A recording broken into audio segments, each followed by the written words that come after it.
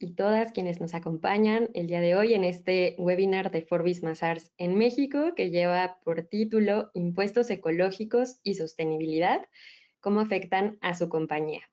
Yo soy Natalia Castrejón, coordinadora del equipo de marketing y comunicación de Forbis Mazars en México. Y antes de presentarles a nuestros ponentes de hoy, les hablaré un poco de Forbis Mazars. Forbis Mazars es una firma líder en servicios de auditoría y aseguramiento, también impuestos y asesoría, lo cual involucra pues varias áreas de sostenibilidad, comercio exterior, aspectos legales. Estamos presentes en más de 100 países y territorios. En México tenemos 8 oficinas y pues bueno, una vez que les compartí este contexto, voy a presentarles a nuestros ponentes de hoy. Tenemos a Ushuaia Guadarrama, nuestra directora de sostenibilidad, y también a Luis Ramos, director de impuestos. Aquí tenemos visibles sus correos para que puedan conectar con ellos por ese medio. Y bueno, les compartiré un poco de la dinámica del evento. En breve les daré la palabra a nuestros profesionales. Está habilitada la sección de preguntas y respuestas para que ustedes puedan hacernos llegar sus inquietudes, comentarios, dudas, y hacia la parte final del evento las retomaremos. Y bueno, también hacia el cierre del evento lanzaremos una encuesta de satisfacción. Nos interesa mucho conocer sus opiniones para seguir mejorando en estos eventos. Entonces, estamos atentos a sus comentarios y le doy la palabra a nuestros expositores para que podamos iniciar con este contenido técnico que han preparado para ustedes. Adelante. Muchas gracias, Nat. Buenos días a todos. Gracias por acompañarnos. Estamos seguros de que esto va a ser información interesante y útil para ustedes. Y bueno, hoy vamos a ver un poco una breve introducción de por qué el tema de sostenibilidad e impuestos ecológicos está siendo relevante. Algunas tendencias, estándares y regulaciones solamente para poner en contexto el tema de sostenibilidad y por qué ha tomado cada vez más relevancia. Después, Luis va a ahondar directamente en impuestos ecológicos, en todo lo que tiene que ver con los impuestos ecológicos. Y, por último, vamos a hablar brevemente sobre cómo podemos ayudarles en Forbis Mazars. Si quieres la que sigue. Muy bien, la que sigue si quieres, Nat. Perfecto, pues a lo mejor hay muchas personas que ya esto se lo saben de memoria, pero también sabemos que tenemos en la audiencia gente que no necesariamente está 100% metida en el tema de sostenibilidad, entonces siempre es bueno recordar por qué es la sostenibilidad, que básicamente es mantenernos en el tiempo, ¿no? Satisfacer las necesidades que tenemos hoy, sin comprometer nuestra habilidad y también la habilidad de las futuras generaciones de satisfacer sus propias necesidades, ¿no? No es un concepto nuevo, aunque muchas personas piensan que la sostenibilidad es un tema de moda nada más o que es muy reciente. La realidad es que, como ven, esta concepción, este concepto tiene muchos años ya. Es nuevo relativamente hablando, pero no es tan nuevo como parece, ¿no?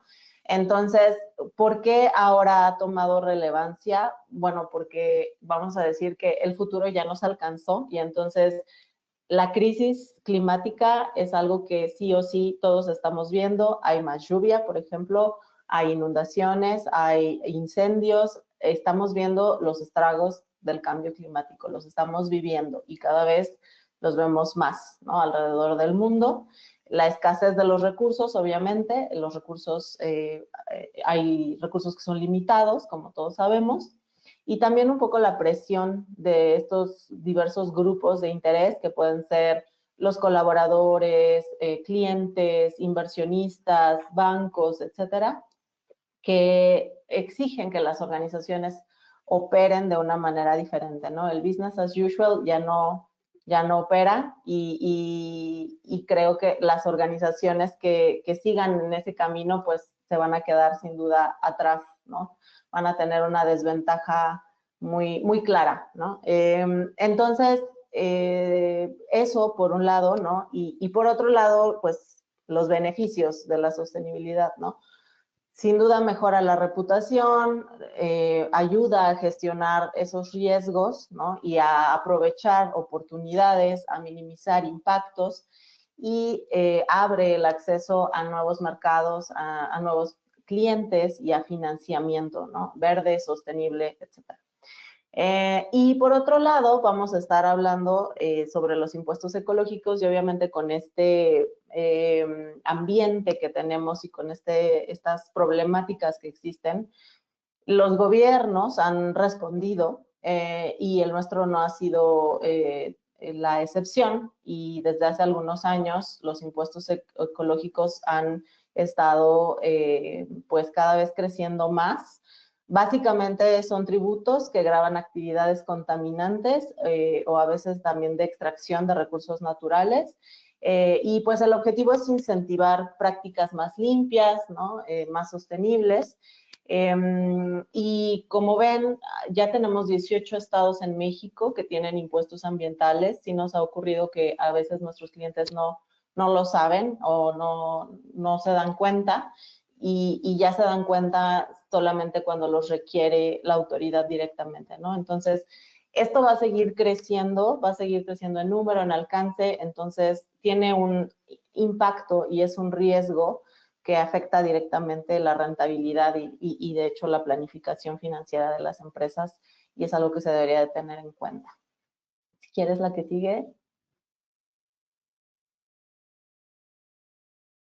Bueno, entonces vamos a hablar un poquito sobre tendencias y regulaciones, en general tendencias en sostenibilidad, y quisimos hablar de esto para entender también cuál es otra vez ese contexto en el que estamos ya actual y que hemos estado viendo evolucionar de manera muy rápida, ¿no? Entonces, sin duda, una de las cosas es incremento en la carga regulatoria. Ya hay ciertas iniciativas, por ejemplo, de ley de agua, hay nuevos estándares de reporteo que son obligatorios, hay leyes sobre economía circular, hay leyes sobre residuos electrónicos, por ejemplo, en la Ciudad de México, hay impuestos ecológicos, etcétera, ¿no? Entonces, la carga regulatoria no se va a ir a ningún lado, más bien va a seguir aumentando, y eso es algo y es una tendencia que vamos a ver cada vez más, ¿no? Simplemente por lo que decía, porque la realidad nos supera y vemos que existen estos riesgos, ¿no? Y oportunidades también, no solamente riesgos, que están afectando directamente a las compañías. Entonces, muy importante tener en cuenta y estar muy al pendiente de esas nuevas regulaciones que cada vez salen más y más, ¿no? También seguramente han visto, y varias de las personas que están aquí no me dejarán mentir en la audiencia, que una tendencia son informes y más informes, ¿no? Entonces, IFRS S1 y S2, pues obligatorio para emisoras, como saben, para CKDs, etcétera. Entonces, ese es un tema. La normativa europea también ha obligado a ciertas empresas, incluso mexicanas que tienen operaciones allá, a revelar cierta información, también con esos estándares. Por otro lado, tenemos las normas de información de sostenibilidad para las empresas privadas y además estándares voluntarios, ¿no? Que siguen existiendo como GRI. Entonces, eso sin duda es otra tendencia de sostenibilidad que vemos y que más bien creemos que se ha ido consolidando en ciertos estándares, pero no se va a detener, ¿no? Más bien va a aumentar probablemente la calidad de los informes, es lo que hemos estado viendo, ¿no? También hay un aumento en el aseguramiento de la información de sostenibilidad, entonces hay obligatoriedad en el aseguramiento, sobre todo en la normativa europea, y para IFRS S1 y S2, como seguramente saben, también es obligatorio. Está hecho por fases, pero bueno, es obligatorio, y también hay esa opción de asegurar la información que puede ser voluntaria y que ya algunas empresas realizan desde hace algunos años, o incluso por presiones externas, por ejemplo, en el caso de las NIS, si el banco, por ejemplo, les pide que su nota a los estados financieros de información de sostenibilidad esté verificada por un tercero, pues hay esa presión, ¿no? O los clientes incluso. También otra tendencia que vemos es el uso de la tecnología y la inteligencia artificial para producir y gestionar datos, en general automatizar muchos de estos procesos. la información y la gestión de información de sostenibilidad es bastante compleja porque son demasiados departamentos los que se involucran. Está gestión del talento, pero sostenibilidad, pero el consejo, pero el legal, entonces finanzas, evidentemente. Entonces, hay demasiadas partes involucradas y lo que se está buscando es consolidar ese uso de la tecnología, ¿no? Y la inteligencia artificial para producir y gestionar datos de mejor calidad, también, como ven, todo un poco relacionado, ¿no? Si tenemos informes y los vamos a asegurar, debe haber una mejora, ¿no? En la calidad de la información, sin duda. La que sigue, por favor. Otra tendencia que hemos visto, que ya tiene quizás un par de años, pero que en este momento vemos más fuerte, es el análisis de doble materialidad, que básicamente, bueno, si bien es cierto que, por ejemplo, las NIS no piden un análisis de materialidad para revelar los 30 indicadores básicos, o la normativa IFRS pide ese análisis más de riesgos y oportunidades y no de impacto. Es cierto que las organizaciones y algunos cuestionarios incluso sí piden que se vean todos esos impactos de un lado, es decir, cómo la compañía afecta hacia el exterior, y por otro lado, qué dependencias podría tener, ¿no? La entidad hacia, por ejemplo, los recursos naturales, la gente, etcétera, ¿no? Entonces, vamos a decir que a eso se reduce la doble materialidad, a deducir qué es lo más importante para revelar para nuestros grupos de interés. Por un lado, cómo la compañía impacta hacia el exterior, y por otro lado, qué dependencias, riesgos y oportunidades podría tener la entidad que afecten su información financiera, básicamente, ¿no? Y obviamente esta doble materialidad debería de ser una herramienta estratégica, una herramienta para la toma de decisiones y para insertar la sostenibilidad en la estrategia de negocios y dejar de verla como un departamento aislado, sino que verdaderamente debería de estar incluida en la estrategia del negocio, ¿no? También vemos que hay una gobernanza de sostenibilidad fortalecida. Es necesario, y hemos estado viendo que los consejos o el liderazgo están empezando a tener mayor capacitación en estos temas para poder ser capaz de hablar de sostenibilidad, de tomar decisiones a nivel de consejo, ¿no? Entonces, eso también lo estamos viendo. Estamos viendo también un crecimiento en los equipos de sostenibilidad. A veces, antes generalmente había una persona gestionándolo todo, y ahora estamos viendo que aumenta, quizás no al ritmo que requiere, la verdad, la cantidad de trabajo que implica los temas de sostenibilidad, pero sí vemos que cada vez estamos encontrando personas más especializadas en ciertos temas en las entidades, ¿no? Entonces, también lo vemos. Y otra cosa que estamos empezando a ver es remuneración del consejo, de altos directivos, de gerentes, etcétera, ligada a objetivos de sostenibilidad. Y ya los últimos dos, vamos a hablar sobre el enfoque que hay en el clima, con esta idea del Climate First. Como comentábamos, pues el cambio climático es una crisis, realmente estamos viviendo una crisis, y por eso es que van a ver que la mayoría de los estándares van a favorecer que se revele la información relacionada con el clima, porque es, digamos, lo más urgente, ¿no? Y lo que está generando, pues, la mayor cantidad de eventos y materializando riesgos que tienen implicaciones financieras importantes para las entidades, ¿no? Entonces, eso es muy importante a tener en cuenta, y también estamos viendo este deseo de las entidades de ir hacia la neutralidad ambiental para con ciertos objetivos a 2030, 2050, etcétera. Y por último, vemos el transparentar la cadena de valor, que para nosotros las NIS, por ejemplo, responden mucho, las normas de información de sostenibilidad locales responden mucho a esa necesidad de grandes grupos de tener visibilidad básica de qué es lo que está ocurriendo en sus cadenas de valor, ¿no? Entonces, eso es también algo que estamos viendo cada vez más. el considerar tener esa debida diligencia y entender que la sostenibilidad, pues, no es solamente lo que hace mi empresa y ahí no se acaba mi responsabilidad, sino verdaderamente entender toda mi cadena de valor y tener esa responsabilidad extendida. Y por último, el tema de derechos humanos, ¿no? Ha sido un tema pendiente por mucho tiempo, pero cada vez más pues se ve que hay necesidad de gestionar esos riesgos de derechos humanos. Entonces, bueno, esas son a grandes rasgos algunas de las tendencias que vemos en sostenibilidad que hemos estado viendo este año y que seguramente estaremos viendo hacia el futuro. La que sigue, Nat, por favor.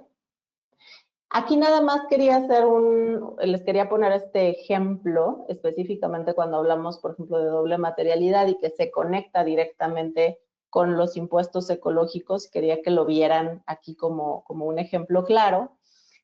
Básicamente es, ustedes y a lo mejor pueden hacer ese ejercicio en este momento de reflexionar, ¿no? ¿Qué efectos financieros, ya sea positivos o negativos, podrían tener las dependencias, el modelo de negocios, los riesgos y oportunidades de sostenibilidad en su entidad? ¿No? Verdaderamente reflexionen sobre ese tema, que podría incluso llegar a tener un impacto en su información financiera. Y solamente les doy este ejemplo no ambiental, que les pongo ahí el riesgo de incumplimiento de regulaciones. Vamos a poner el ejemplo de los impuestos ecológicos, que a lo mejor les van a generar un pasivo que no estaba previsto, ¿no? Lo hemos visto. Eso es un riesgo, sin duda alguna, que a lo mejor no se está considerando y a lo mejor ahí la oportunidad sería identificar esa implementación de tecnologías limpias o eficiencia energética que genere ese ahorro económico y que evidentemente nos evite esos pasivos que no estábamos considerando, ¿no? La que sigue, por favor.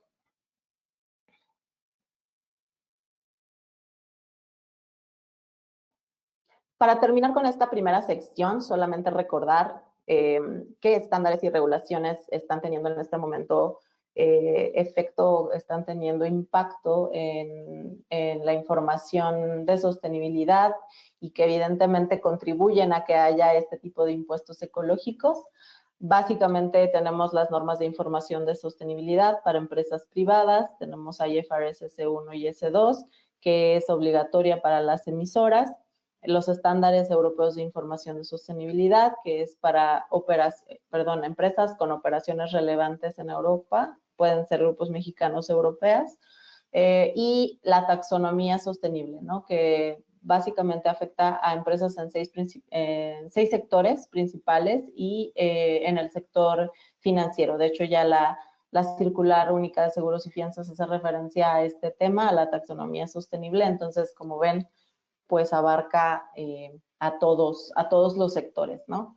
Solamente para recordarles cómo está el panorama. Espero que haya quedado claro ese panorama, las tendencias, y bueno, ahora ya le doy la palabra a Luis para que siga con el tema de impuestos ecológicos directamente.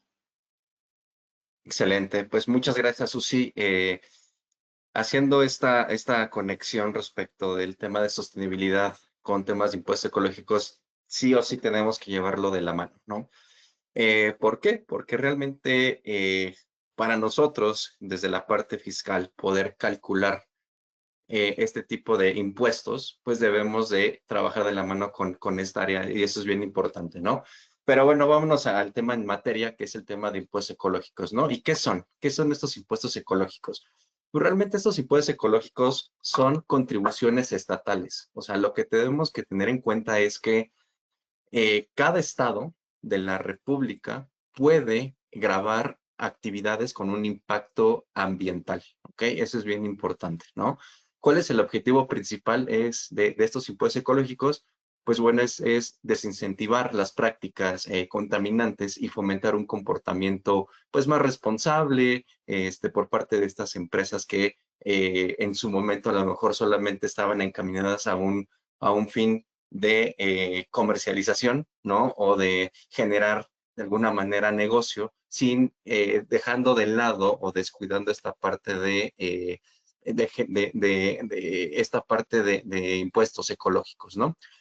Y esto es bien importante, los impuestos ecológicos no solo buscan recaudar fondos, porque muchas veces cuando sale un nuevo impuesto, pues realmente lo que uno piensa es esa parte de, bueno, pues el gobierno ya me va a cobrar otro impuesto, pero realmente la intención de este nuevo impuesto ecológico es de alguna manera generar conciencia y promover el cumplimiento y compromisos internacionales, como por ejemplo, pues esto emana desde el Acuerdo de París, ¿no? El Acuerdo de París básicamente es un acuerdo donde se juntaron varios países, ¿no?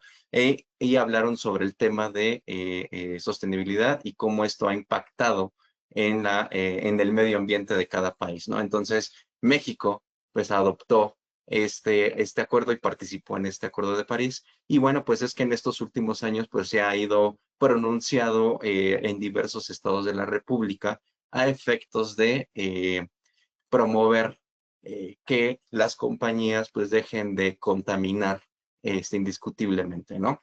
La que sigue, por favor. Y bueno, ¿cuál es el antecedente, ¿no? De dónde emana toda esta parte de impuestos ecológicos?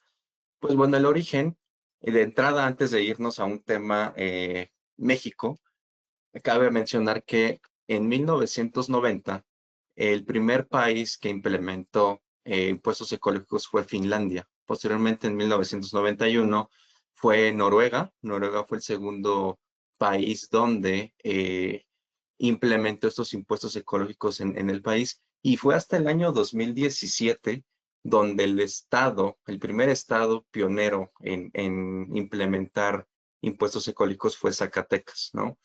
Ellos ¿qué determinaron? Pues en ese momento, pues identificaron que había muchas empresas, ¿no? Que contaminaban el medio ambiente, contaminaban aguas o subsuelo, y por eso, con base en el Acuerdo de París, bueno, implementaron en su legislación estatal, pues el gravamen de estos impuestos, ¿no? Y bueno, esto generó pues obviamente controversias como toda ley nueva o todo impuesto nuevo siempre genera controversias. ¿Por qué? Porque pues de entrada siempre cuando hay un impuesto nuevo, pues lo que uno piensa es que no es constitucional, que carece de los elementos de un tributo, etcétera, ¿no? Entonces, en ese momento, pues el propio Estado se protegió de alguna manera con la Suprema Corte y se hizo constitucional los impuestos verdes, ¿no? Entonces de ahí, eso que dio origen, pues dio origen a que varias empresas, ¿no? Digo, y varios estados, perdón, varios estados abrieron esa parte de, bueno, pues entonces si en Zacatecas ya es válido porque la Suprema Corte ya lo dictó constitucional, bueno, entonces varios estados de la República pues lo van a ir implementando, ¿no? Entonces, pues bueno, es importante saber que pues cada estado de la República va a diseñar o implementar sus propios esquemas de impuestos ecológicos, ¿no? Es decir, ellos van a moldear, van a diseñar de acuerdo a las necesidades ambientales que vive cada estado de la República, ¿no? Entonces, si ustedes en algún momento han revisado las legislaciones de cada uno de los estados, en algunos estados, por ejemplo, graban dos, tres situaciones que contaminan y a lo mejor otro estado solamente graba uno, ¿no? Entonces, ¿por qué? ¿Por qué? Porque seguramente cada estado vive una situación más crítica o menos crítica a efectos de que, bueno, pueda de alguna manera tomar conciencia las empresas. ¿Y cómo van a hacer conciencia? Pues lamentablemente lo tienen que hacer a través de pago de un impuesto, que eso representa un cash flow para las compañías, ¿no? Entonces, sí es importante que al ser un impuesto estatal, no lo dejen de fuera. ¿Por qué? Porque actualmente pues ya ha habido algunas auditorías o estas invitaciones por parte de algunos estados en cumplir con este tipo de regulaciones para propiciar que bajen los impuestos ecológicos, ¿no? Bueno, la que sigue, por favor.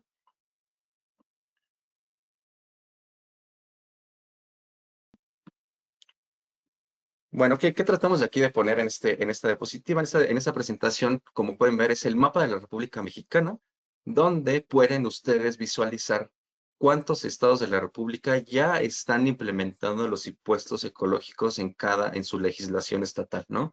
Actualmente estamos visualizando que son 18 estados de México que han implementado estos impuestos ecológicos y esta cifra obviamente va a continuar, ¿no? Va a continuar creciendo conforme a más entidades federativas pues reconozcan la importancia de regular las actividades con impacto ambiental, ¿no?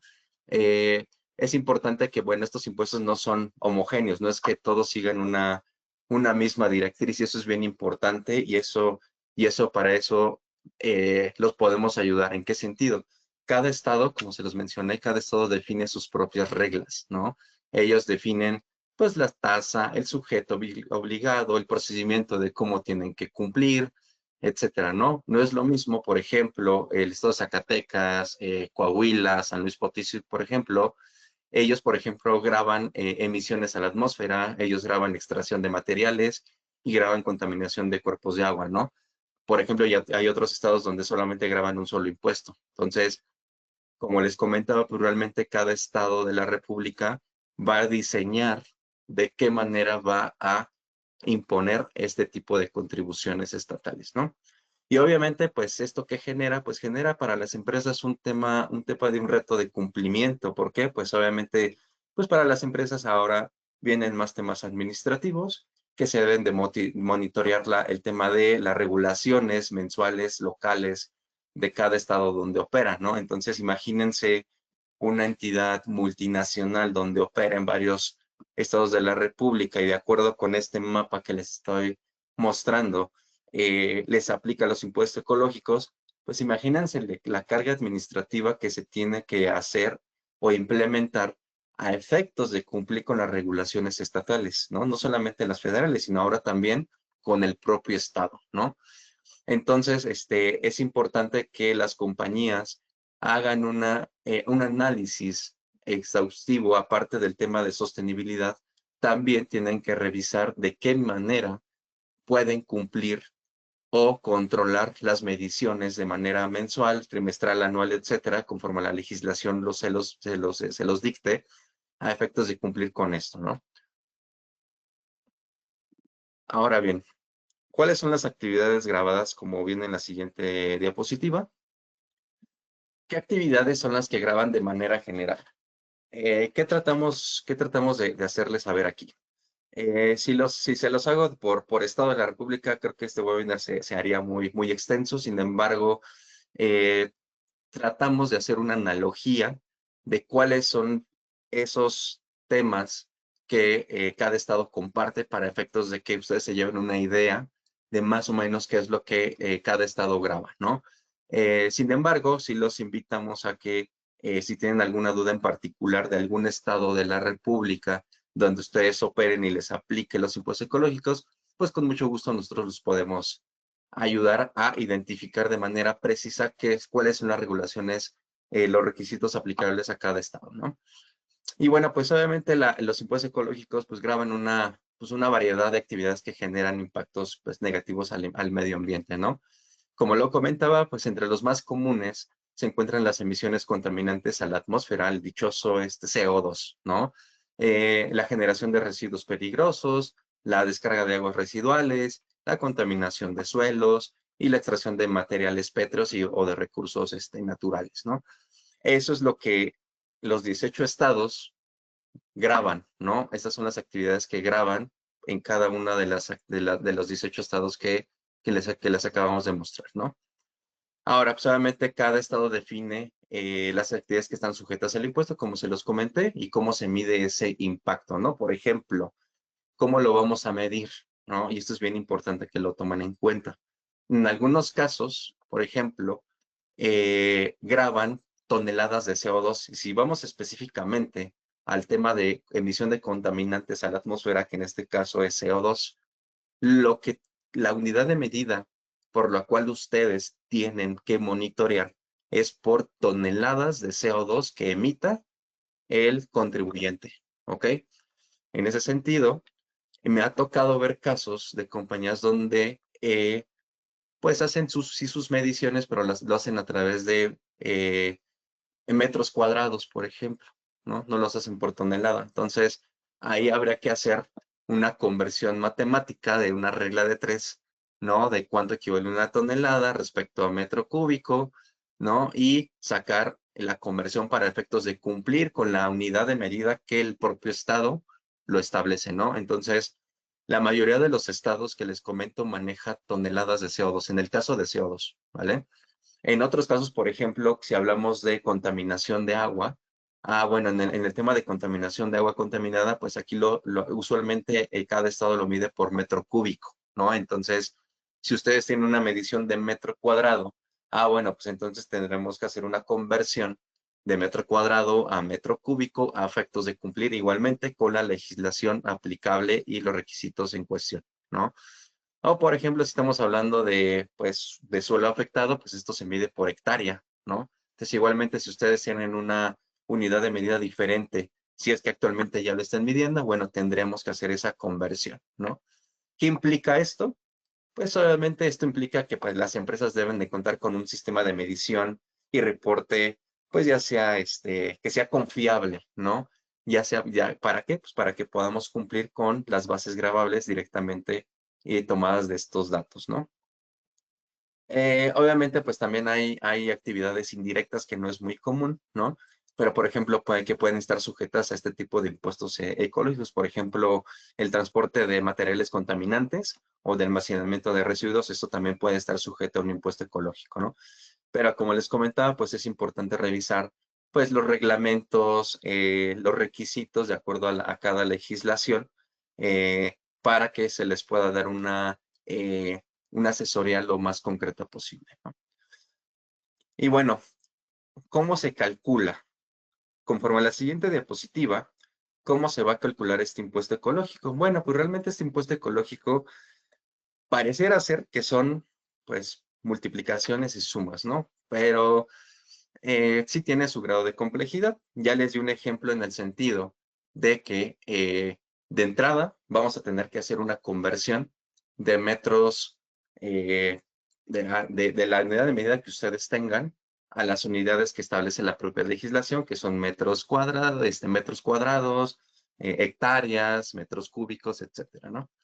Ya que ustedes tengan ahora sí esa unidad de medida que establece la propia legislación, ahora sí vámonos al cálculo, ¿no? ¿Cómo se calcula esto? Pues básicamente puede variar, ¿no? De acuerdo al estado y el tipo de actividad grabada, como se los comenté, pero en general se basa en una fórmula, pues muy, muy sencilla, que es tomar la cantidad de contaminante o de recurso utilizado multiplicado por una tarifa, ¿ok? Aquí es importante el tema de la tarifa, ¿no? ¿Y cuál es esa tarifa que estipula algunos de esos estados? Usualmente lo estipulan por UMAS, unidad de medida de actualización, ¿no?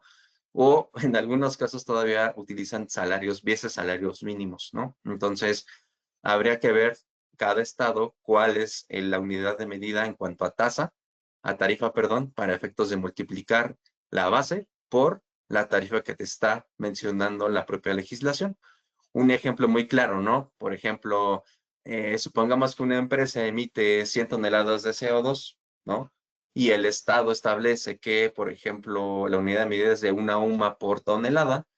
Bueno, pues multiplico 100 toneladas por por una UMA, pues entonces el impuesto equivaldría pues, a 50 UMAs, ¿no? Convertido a la UMA que actualmente está.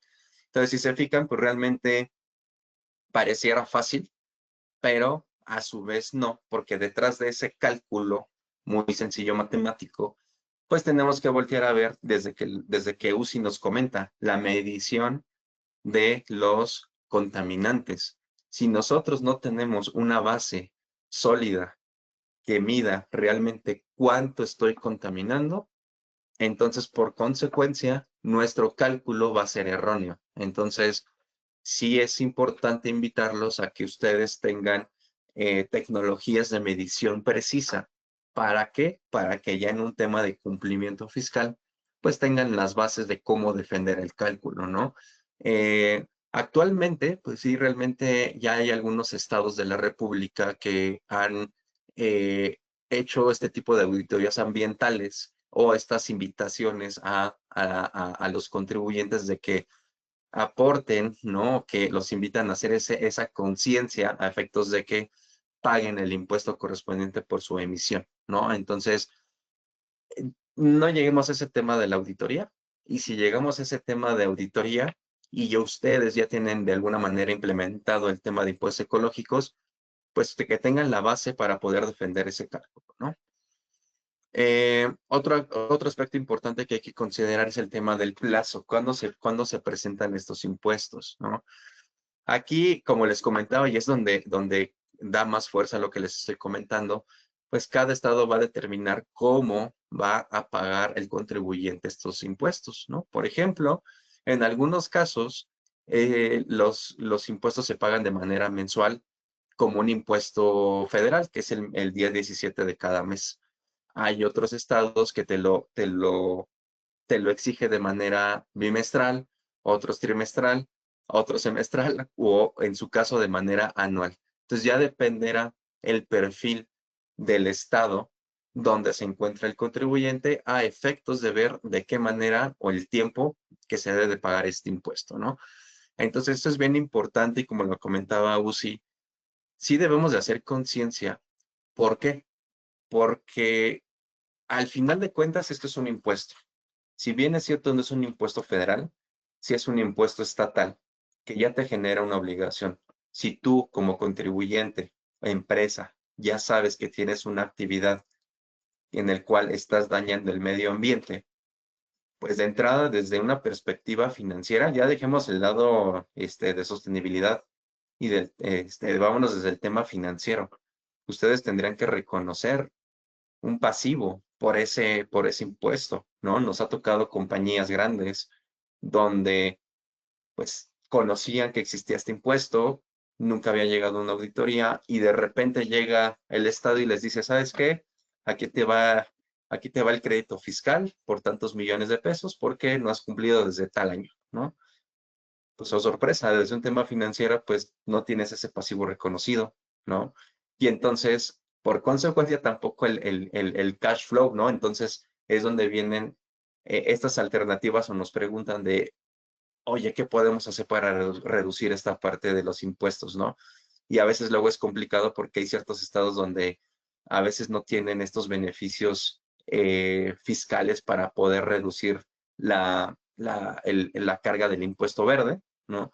O si lo hubiese, a lo mejor ya pasó el plazo de aplicación. Entonces, pues los invitamos a esta parte de hacer una reflexión.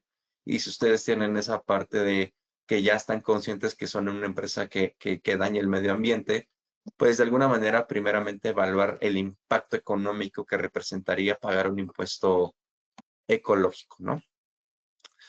Pero bueno, y después de toda esta parte del cálculo, cada cuándo se paga, cuál es la base, ustedes van a decir, bueno, pues entonces, ¿y cómo lo pago, no? ¿Cómo pago ese impuesto? En la siguiente diapositiva lo podemos visualizar. Ejemplo, ¿no? Hay muchas, de manera general, esto para cumplir con el tema de impuestos ecológicos, pues las empresas deben de realizar un proceso de inscripción, ¿no? Ante la autoridad estatal correspondiente. En algunos casos, por ejemplo, se van a dar cuenta quien lo regula es la Secretaría de Finanzas. Curioso, pues sí, a veces sí, ¿no? Por ejemplo, en Ciudad de México, un ejemplo sería la Secretaría de Finanzas. ¿Por qué lo regula? Pues habría que preguntar por qué Secretaría de Finanzas regula el impuesto estatal, seguramente porque la Ciudad de México tiene otros impuestos estatales como el impuesto sobre nóminas, el impuesto sobre automóviles nuevos, el impuesto sobre tenencia y seguramente en su legislación, en su código fiscal de la Ciudad de México, pues ahí hay una sección tal cual, ¿no? En algunos casos, se tiene que hacer un registro ante la Semarnat, ¿no? Que se llama Registro de Emisiones y Transferencia de Contaminantes, que es el RET, ¿no? Entonces, dependerá de cada estado cómo ellos determinen dónde tienes que hacer ese registro, ¿no?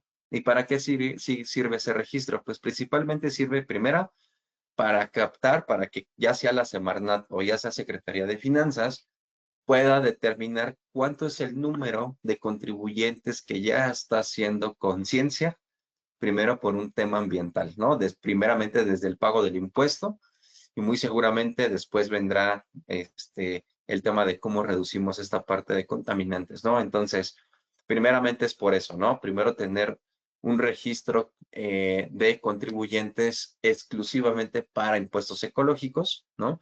Y dos, ¿para qué? Pues para que el pago se haga como en otros impuestos estatales, como les mencionaba, impuestos sobre nóminas, tenencias, etcétera. Lo pueden hacer a través de, del portal de la Secretaría de Finanzas o en su caso de la Semarnat para efectos de que a ustedes se les haga más fácil cómo pagar el impuesto, ¿no? Entonces, hay algunos estados también donde solicitan, por ejemplo, información técnica, ¿no? Donde habla sobre las actividades que ustedes graban, piden, por ejemplo, los planos de las instalaciones de reporte, de reportes de emisiones, certificados ambientales, la evidencia del cumplimiento de normas oficiales mexicanas. Por ejemplo, usualmente utilizan el reporte COA, ¿no? A efectos de que también que igual lo emite la Semarnat para efectos de ver si realmente en un reporte anual están haciendo bien las mediciones de fuentes fijas de energía para efectos de CO2, por ejemplo.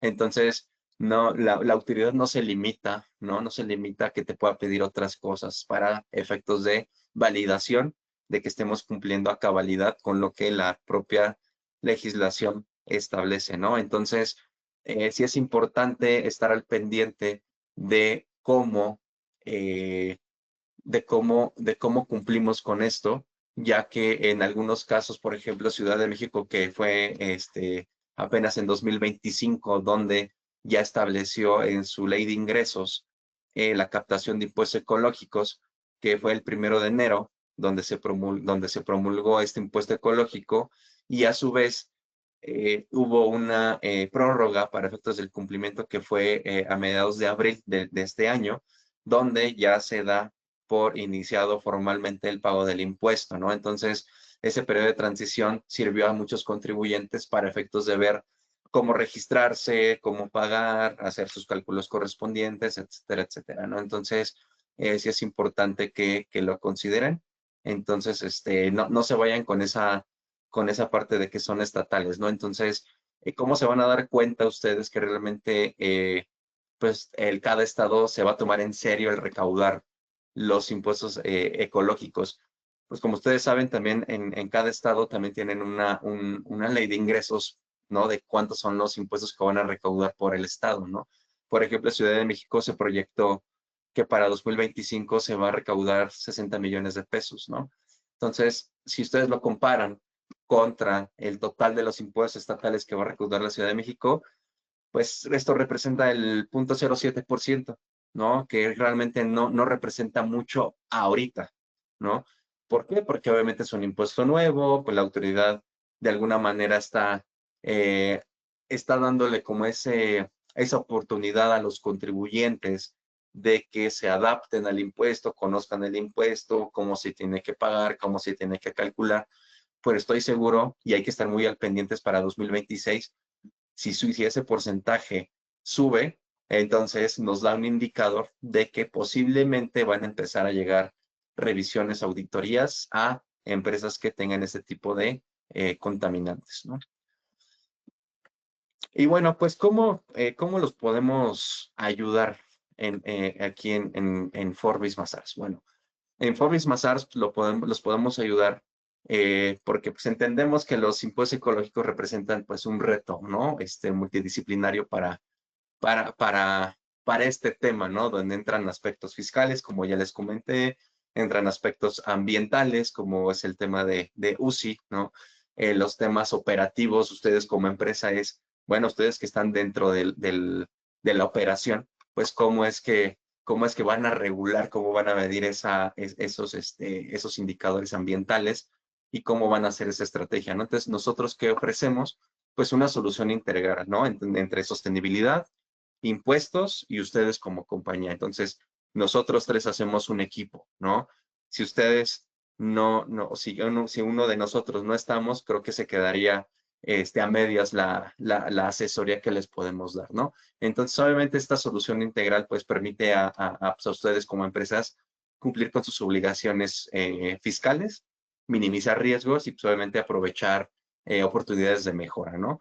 Por ejemplo, pues aquí podemos hacer una determinación de emisiones, podemos hacer el tema de cumplimiento fiscal y lo más interesante, ¿no? Que creo que es ahorita a lo mejor, oye, ya estoy en ese supuesto, ¿cómo reduzco las emisiones, no? Lamentablemente no hay tal cual como en muy poquitos estados hay estímulos o beneficios, pero hay que irnos más allá, ¿no? A un tema de conciencia, ¿no? De reducción de emisiones y un plan de descarbonización, que eso UCI lo va a explicar a continuación. Muchas gracias, Luis. Bueno, pues sí, obviamente estamos poniendo un ejemplo de lo que se puede hacer en términos de descarbonización. Aquí algunas de las ventajas que tiene, obviamente no es lo único. Aquí estamos hablando específicamente de los impuestos a las emisiones de gases contaminantes, pero como ya explicó Luis, hay impuestos por extracción de recursos pétreos, hay impuestos por contaminación al agua, por residuos, etcétera, ¿no? Entonces, en todos esos ámbitos hay acciones y acciones concretas y planes que las compañías deberían de estar considerando para reducir ya sea, por ejemplo, la extracción a través de planes de reutilización o de economía circular, ya sea a través de planes de descarbonización, como este que voy a explicar muy brevemente a muy alto nivel de qué se trata, o planes de reutilización del agua, de reducción de la contaminación al agua, etcétera, ¿no? Entonces, igual de mejor gestión de los residuos, que siempre ha sido un tema complejo en México, ¿no? Entonces, hay muchas oportunidades y más allá, y sí quiero hacer como el énfasis, de más allá de pensarlo como un tema de buena voluntad, se trata de gestionar riesgos y verdaderamente de aprovechar oportunidades de ahorro, ¿no? Obviamente muchas veces se requiere de inversión inicial, también hay financiamientos, es importante que las empresas estén conscientes de que existen este tipo de financiamientos, muchas veces con mejores tasas, etcétera. Y entonces todos estos factores deberían de ayudar a las compañías a poner en acción este tipo de planes para que finalmente se pueda reducir esa base gravable y se paguen menos impuestos, ¿no? Esa es la manera ideal en lugar de constantemente estar pagando impuestos cada año, ¿no? Si de todas maneras van a hacer ese desembolso, mejor que sea en este tipo de estrategias, tiene más lógica para su negocio que pues seguir desembolsando impuestos. Y bueno, pues los beneficios en general, hablamos de mayor atracción y retención del talento porque a la gente le importa, ¿no? A la gente que estamos contratando realmente cada vez les importa más este tema. Obviamente también reduce consumos y costos energéticos, mejora la imagen corporativa de la organización, da acceso a este tipo de financiamiento que les comento, ¿no? Verde, y reduce al fin y al cabo la base gravable, ¿no? De los impuestos relacionados con estas emisiones. Si quieren la que sigue, por favor. Y bueno, aquí solamente para muy brevemente explicarles cómo se hace un plan de descarbonización así a muy alto nivel. Obviamente no es así tan rápido, pero son los pasos básicos. Lo primero sería tener ese cálculo, ¿no? De la huella de carbono de alcance 1, 2 y 3 de la organización, fijar metas basadas en ciencia a diferentes plazos, por ejemplo, menos del 30% a 2030, cero neto para 2050. Eso dependerá de su organización y de lo que de manera viable se pueda hacer.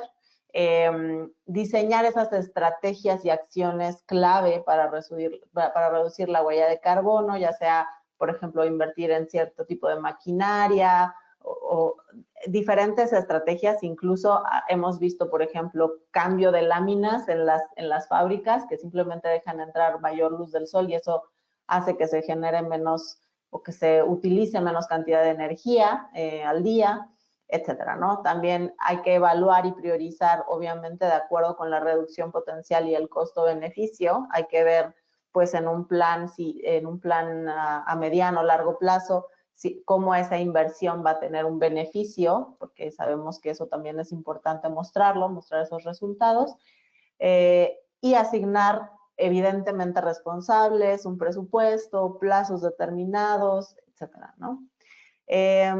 Básicamente, ese es el plan. Al final tendrá que haber esa medición.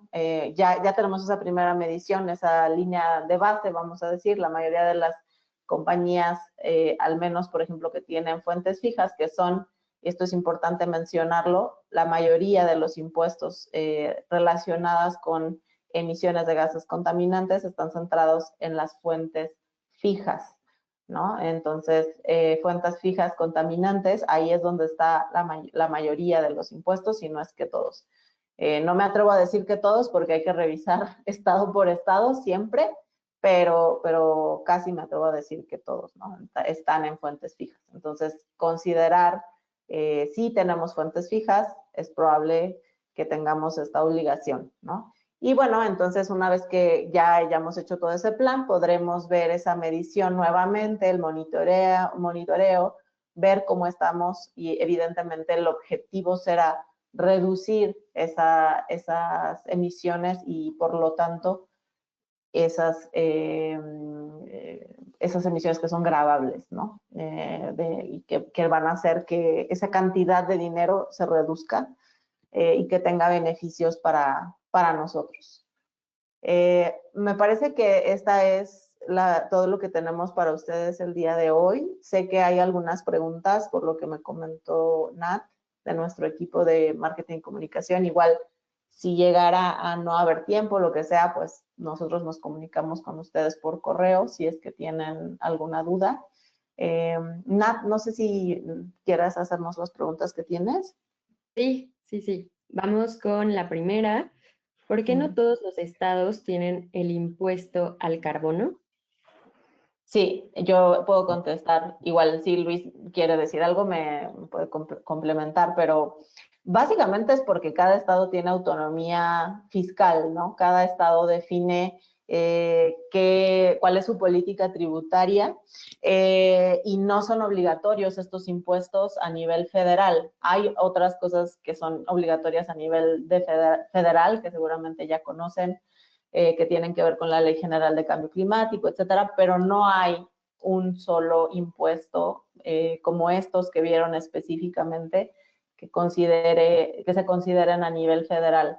Realmente creo que eso evitaría un poco la problemática de tener un estado aquí, un estado acá. Obviamente cada estado decide según su agenda, incluso política, ¿no? Hay algunos estados que consideran que poner estos impuestos pues reducen su competitividad. Hay presión también por parte de las empresas por no poner más impuestos, ¿no? Entonces, realmente cada estado, incluso puede ser una cuestión también de capacidad, porque evidentemente tú puedes poner el impuesto, pero después toca, pues justo lo que decía Luis, ¿no?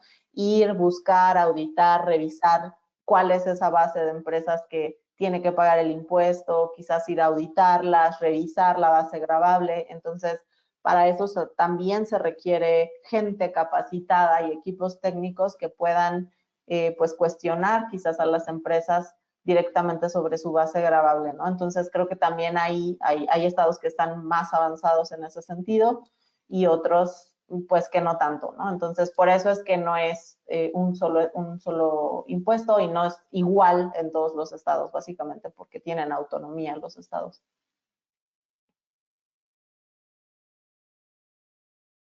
Correcto. Sí, de hecho, nada más para complementar un poco la respuesta, o sea, si ustedes ven el mapa de la República Mexicana, si se dan cuenta, quien le aplica los impuestos ecológicos es la zona del norte, ¿no? Donde, pues, es donde hay más empresas industrializadoras, textiles, etcétera. Entonces, como lo comentaba Uzi, pues dependerá del estado la necesidad o crisis ambiental que tenga en cada estado, ¿no? Entonces, seguramente en los estados donde no hay, o muy seguramente también no tienen muy baja emisión de contaminantes, que lo dudo, pero a lo mejor hay unas menos que otras, ¿no?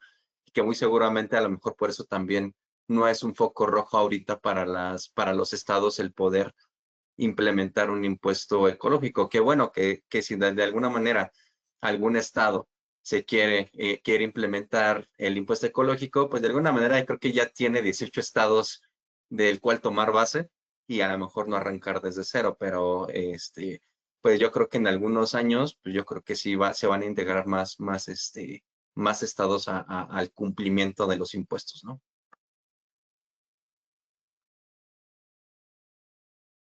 No sé si hay alguna otra pregunta del público, Nat.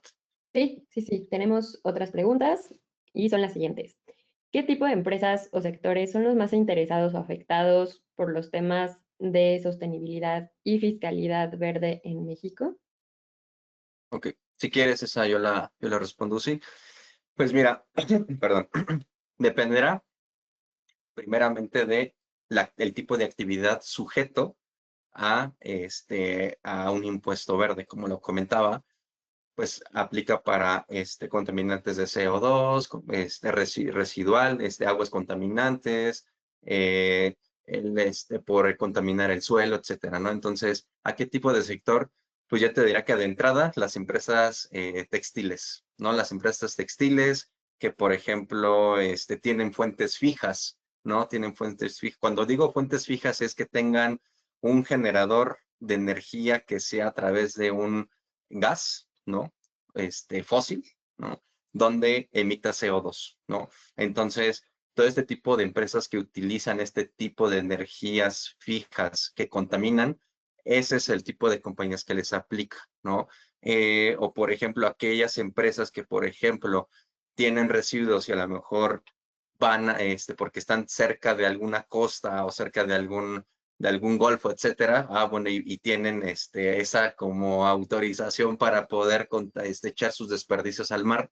Bueno, también ese tipo de compañías les aplican. Entonces, pues le podría aplicar, te podría decir de manera general a casi todas, siempre y cuando, creo que el punto es, si tienen un tema de generación de contaminantes que se alineen a lo que dice cada legislación estatal, ¿no?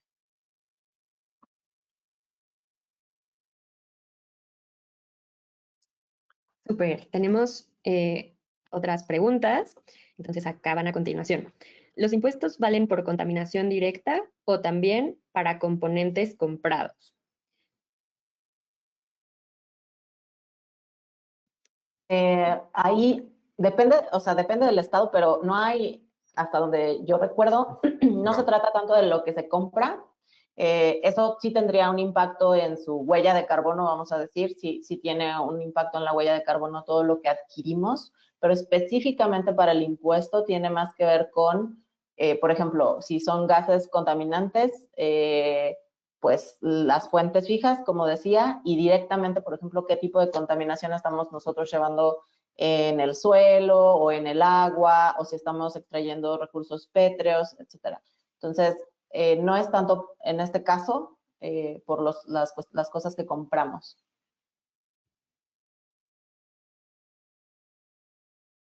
Muchas gracias, Susi.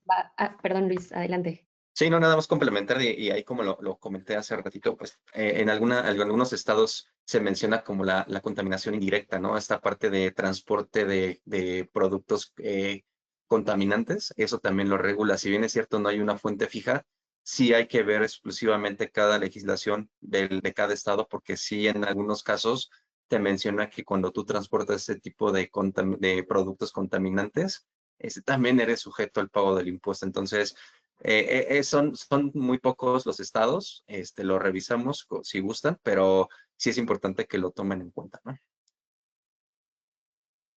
Muchas gracias. Creo que podemos ir con esta última. ¿Cómo se, ¿Cómo se evita el beneficio económico para los estados donde no se aplican estos impuestos? No sé ¿Cómo si, se evita? sí, no sé si entiendo a lo mejor la pregunta. ¿Podrían a lo mejor quien la escribió volverla a plantear? A ver si nos las puedes volver a leer, Nat. Sí, claro, creo que por ahí hay algún tema de escritura, pero tal cual la tenemos así. ¿Cómo se evita el beneficio económico para los estados donde no se aplican estos impuestos? ¿Cómo se evita? O sea, de evitar.